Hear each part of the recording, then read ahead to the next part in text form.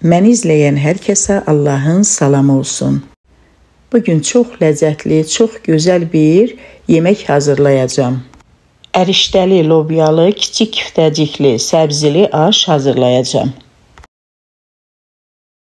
Sizlər də belə ləzzətli, gözəl yemək hazırlayıb dadmaq istəyirsinizsə, videomu sona qədər izləyin. Əvvəlcə mal ətini ət çəkən maşının xırda gözündən keçirirəm. Soğanı ət maşınından keçirdikdən sonra biraz suyunu sıxıb, onu da ətin üzərinə əlavə edirəm. Duz, istiot, sarı kök və qırmızı pul biber əlavə edib yaxşı qarışdırıram. Ətdən əlimin içi qədər, tutduğu qədər götürüb, kiftəciklər, böyük kiftəcik şəklində bir neçə dəfə əlimdə bu şəkildə çırpıram ki, hazırladığım kiçik kiftəciklər açılmasın.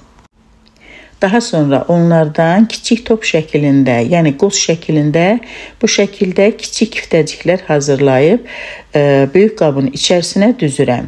Biraz kənarda saxlayıram ki, kiftəciklər özünü tutsun. Ona qədər yeməyimizin soğanını xırda şəkildə doğrayıram. Doğradığım soğanı tavanın içərisinə əlavə edirəm. Üzərinə kərə yağı əlavə edib odun üzərinə qoyuram. Üzərinə biraz da duz əlavə edirəm ki, soğanlar tez bişib ölsün. Tavanın qapağını örtürəm. Soğan bişənə qədər əti qaynatmaq üçün kənarda bir qazanda su qoyuram, qaynayır. Soğanı unutmuram, tez-tez qarışdırıram. Soğanı çox qızartmaq lazım deyil. Soğan qızardığı, yəni bişdiyi zaman üzərinə su əlavə edib onu qaynamağa qoyuram. Kənarda qoyduğum su da qaynayıb hazırdır. Hazırladığım kiftəcikləri əvvəlcə bu suyun içərisinə yarısını töküb qaynadıram. Mən hər bişirdiyim ətdə belə edirəm. Çünki burada mən bunun kəfini alacağam. Mən bunu əgər bir dəfəlik o yeməyin içərisinə töksəm, həm yeməyimizin dadı, həm də rəngi gözəl alınmayacaq. Baxın, burada ətin suyu nə qədər çirkli olduğunu, o da bilirsiniz qandır. Ətin arasında qalan qandır, onu belə etdikdə ətimiz tərtəmiz, çox qaynatmıram. Əlbəttə ki, kəfi çıxan kimi götürüb onları hazırladığım soğanın içərisinə tökürəm. İkinci qalan ətləri də eyni qaydada suyun içərisinə, qaynayan suyun içərisinə töküb azacıq kəfin alandan sonra tökürəm soğanın üzərinə.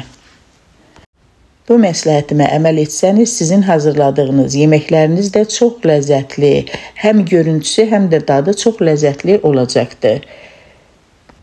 Tavanın qapağını örtürəm və kiftəciklərin bişməsini gözləyirəm. Kiftəcikləri əlimdə belə bu şəkildə bərk çırpıb hazırladığım üçün gördüyünüz kimi bir dənə də kiftəciyim dağılmır.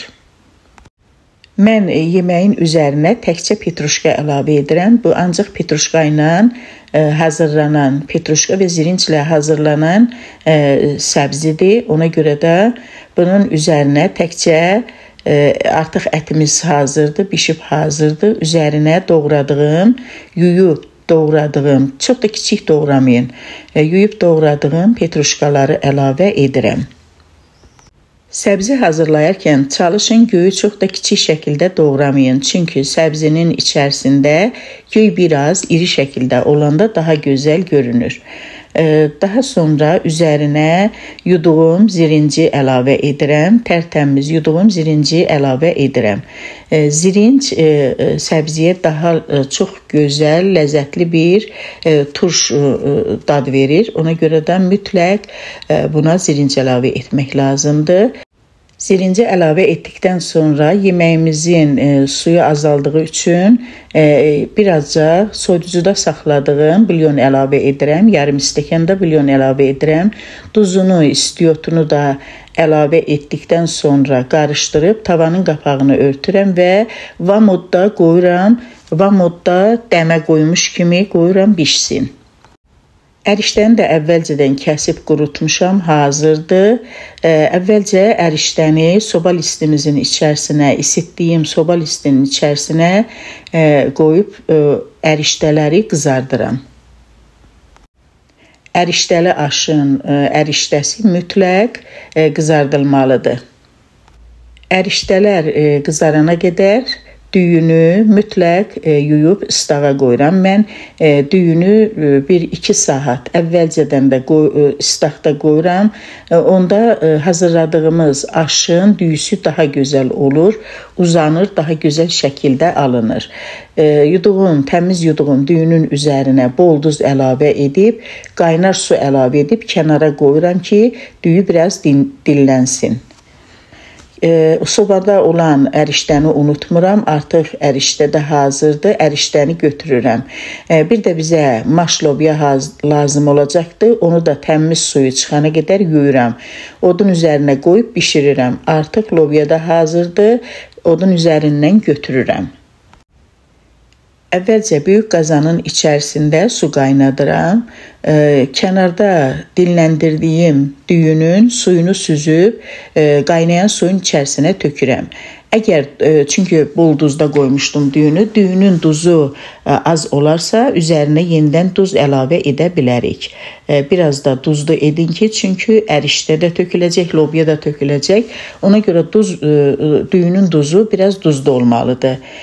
Sonra düyü bişməyə az qalmış, yəni baxırsınız ki, düyü biraz az qalıb bişə, üzərinə qovurduğum bu ərişdələri əlavə edirəm. Ərişdə də tez bişən bir xəmir olduğu üçün ərişdəni də düyünün bişməyinə az qalmış tökürəm.